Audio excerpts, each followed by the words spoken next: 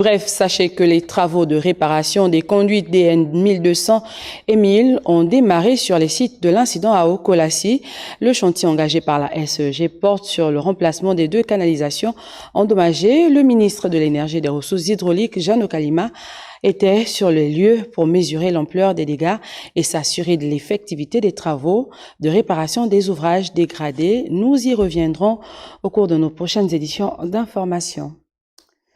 Tout autre chose à présent, allons au palais du bord de mer. Les lenteurs observées dans l'exécution des travaux de la Transgabonaise et ceux de la voie de contournement de l'aéroport suscitent un vif mécontentement du chef de la transition, qui a d'ailleurs convoqué une réunion de cabinet à laquelle ont pris part les membres de gouvernement et les entreprises adjudicataires. On fait le point avec Oumou Wermi et Armand Moupende.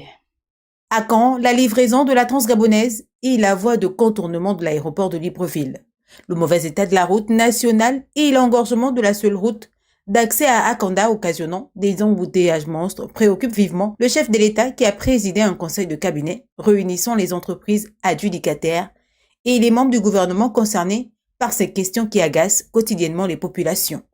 Nous constatons aujourd'hui que les 2 entreprises engagées sur ces 2 projets traînent dans leur performance en ce qui concerne la réalisation de ces projets.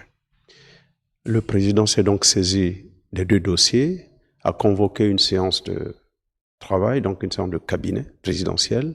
Du tour de table qui a été réalisé, un bon nombre d'informations ont été portées à la connaissance du président, qui, lui, a donc exprimé clairement aux 2 parties, y compris celle du côté de l'État, donc de l'administration gabonaise, sa volonté, sa ferme détermination à voir ces 2 projets arriver jusqu'à leur terme, et particulièrement celui de la route nationale, donc la transgabonaise. Le président de la République est plus que formel. Chaque partie doit se mettre immédiatement à la tâche en vue sans délai d'identifier les points possibles de blocage et proposer des pistes de solutions idoines, fiables. Toutes les parties prenantes vont s'asseoir autour d'une table et remonteront pour proposer des solutions idoines à son Excellence, Monsieur le Président de la République. Parce qu'il y va quand même de la route nationale qui draine les biens et les personnes, et c'est la seule d'ailleurs, qui part de Bifoun jusqu'à Libreville. Si cette route ne connaît pas son avancement escompté, il y aura beaucoup de problèmes, surtout un impact économique qui ne pourra épargner personne. La société autoroutière du Gabon, qui elle est le maître d'ouvrage délégué, c'est-à-dire qui représente l'État et conduit ce projet, aujourd'hui est engagée sur PK24, c'est-à-dire à l'entrée d'un coq, jusqu'à Bifoun.